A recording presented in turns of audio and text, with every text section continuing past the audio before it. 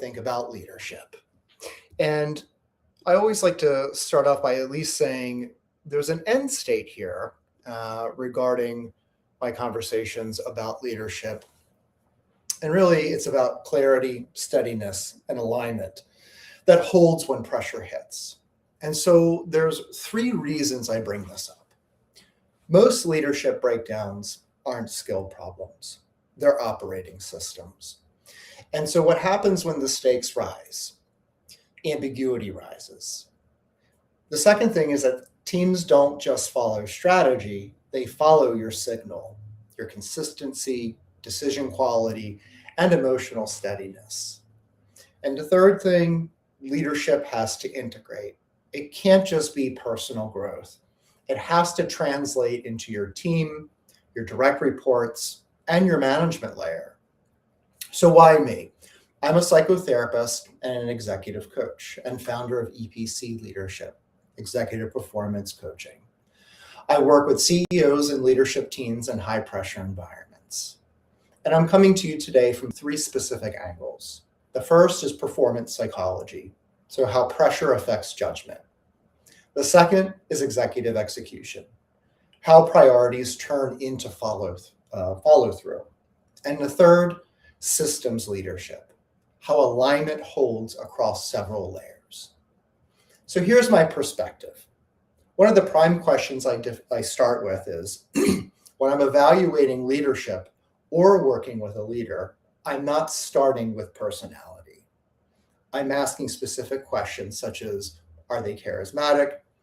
Are they impressive in the room? Do they speak well? The question I'm tracking is, what happens to the system when pressure hits this leader? Because pressure reveals the real operating system. Everyone can look calm when things are stable. Everyone can sound wise when they're not personally threatened. But pressure exposes how you interpret reality, how you handle uncertainty, how you respond to tension, how you make decisions when there isn't a perfect answer, and how you affect people around you when you're carrying the load. So if you want a simple way to see leadership clearly, this is it. Under pressure, do you create coherence or do you create turbulence? So what do I mean by this operating system? When I say operating system, I'm not being abstract. I mean the consistent pattern of how a leader does five things. One, interprets information. Are they able to distinguish signal versus noise? Two, are they able to regulate their emotions? The signal of urgency, anxiety, defensiveness, and avoidance. Are they able to make decisions? Clarity, speed, trade-offs, follow through. And how about communication? Stable messaging versus mixed signals. And are they able to relate to people? Trust versus control, autonomy versus dependency. That operating system is always running, and the team can feel it, even if you never talk about it. And that's why leadership isn't just what you say, it's what people experience when they're near you. So my definition of leadership, simple and direct. Leadership is the ability to create clarity and stability in other people while reality is moving.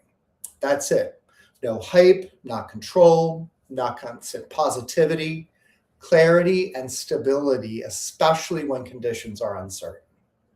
Because when reality is moving, when markets shift, or people leave and projects break or get set back, teams start asking questions whether they say them out loud or not. They ask, are we okay? What's the priority here? Am I safe? Is leadership aligned? What do we tell our teams? And what's happening if we fail? The leader's job is to answer those questions with credible direction and not fantasy, not avoidance, and definitely not reactivity. And so there's a reason why leaders tend to break down, and obviously it's not a lack of skill. Most leadership breakdowns don't come from low competence. They come from predictable internal defaults under stress. Urgency that spreads, control that tightens, avoidance that delays, approval seeking that muddies decisions, an identity that fuses to being right or being needed. So here's the part that matters. Those internal defaults don't stay inside the leader. They actually become the climate of the organization and the teams. So a leader who is anxious is going to create an anxious organization. Obviously, a leader who is avoidant will create an avoidant downstream. And a leader who's inconsistent ultimately creates politics. So when I work with leaders, I'm not only looking at what they do, I'm looking at what they transmit. So the end state I'm building, the ultimate transformation, is when leaders come to me, they usually want impact, better execution, stronger teams, higher performance, less trauma, and more clarity. But the end state I'm actually building is deeper. It's a leader who stays steady under load, who can make cleaner decisions with less churn, communicates with signal and not noise, can hold tension without escalating it, and can build alignment without micromanaging. They're able to create a system that functions even when they're not constantly available. That last piece is true maturity. Because the highest level of leadership is not being an engine, it's building an organization that doesn't depend on your constant energy to stay coherent. So what does this transformation look like? We'll look at the before and after. So let's make it tangible. So here are the before and after shifts you can feel in an organization. Before, you have urgency. After, calibrated urgency. Before, you have shifting priorities, and after, we have stable priorities. We go from unclear decision rights to clear ownership. From reactive communication to consistent messaging. And then we have conflict avoidance and clean repair and direction. And politics and side conversations to problems handled in the room. And of course, leader as a bottleneck and autonomy with guardrails. This is why I say it's an operating system issue, because these shifts aren't about one tactic, they're about default settings. So this is where leadership becomes real and how we install this in our teams, because a leader can develop personally and still not change the overall system. So if you get steadier, but your meetings still create confusion, for example, or if you get clearer, but the decision rights are still vague among your folks, or even if you're less reactive, but your managers are still afraid to tell you the truth, the organization will pull you right back into old dynamics. So I pay attention to 3 levels of integration. So the first integration with leadership teams at the top level, the work is usually about a shared reality, decision clarity, and like who decides what, alignment rhythms, so how priorities are stabilized, and reducing political drag, so there's no hidden vetoes. This is where leadership stops being communication and becomes coherence. So there's some practical signs to show that this is improving. So there's fewer meetings to get aligned. The decisions stick longer and trade-offs are named instead of avoided. And the executive team stops outsourcing conflict to the CEO. And integration with direct reports. So this is where leadership either scales or it's going to collapse. Because if direct reports don't have decision authority, everything is going to escalate. And if escalate rules are unclear, the leader is ultimately going to become the dumping ground. So we have to install clear ownership. We have autonomy with guardrails and escalation rules. This comes to me, this stays with you. And feedback loops that are regular, not cross-driven. So a leader's job here is to develop leaders and not build dependency. And when this is working, the leader gets lighter, not because less is happening, but because the system is healthier. So we want to also take a look at integration with management layers. So this layer is the translation of strategy. So middle management is where strategy either becomes real or it's going to become theater. So integration here is going to mean a few things. Consistent meeting outputs, so decisions, owners, deadlines, etc. Signal integrity, so the strategy doesn't distort as it moves down.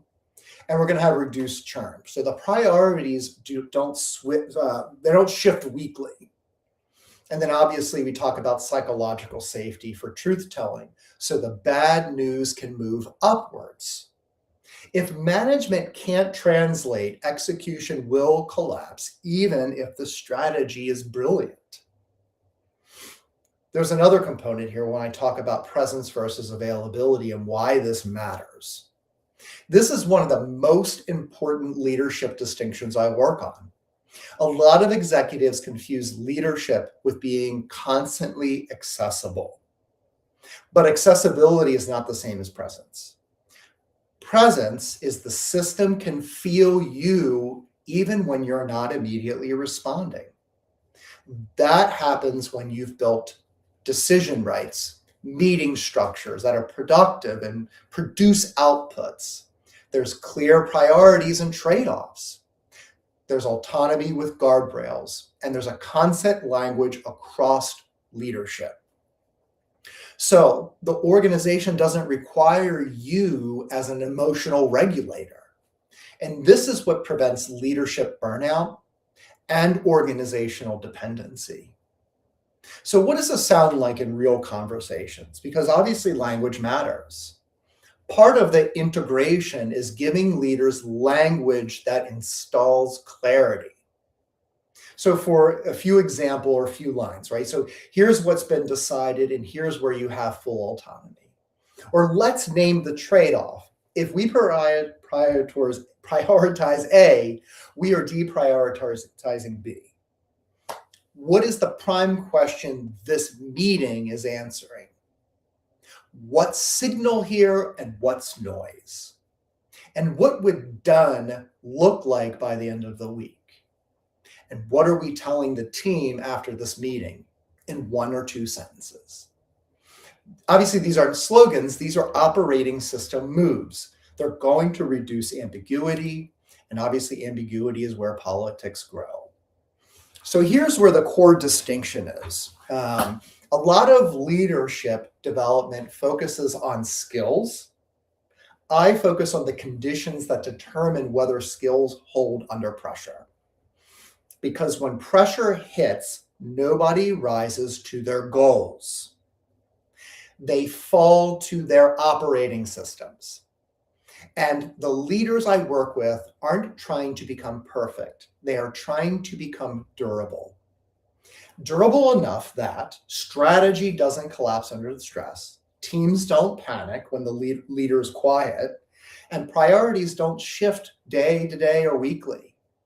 And execution remains coherent even when the reality is moving. That's the end state. So I will leave you with a few questions today, really reflection questions.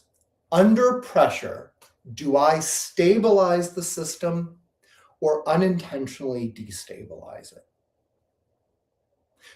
Do my people understand how I think, or are they guessing what I want? Where is alignment breaking? Leadership team, direct reports, or management layer? And I'll give you one more. If I got 20% steadier internally, what would change externally? So this is my perspective on leadership and the end state that I'm committed to building in leaders and teams. clarity, steadiness, and alignment that holds when things get hard. Thanks for listening.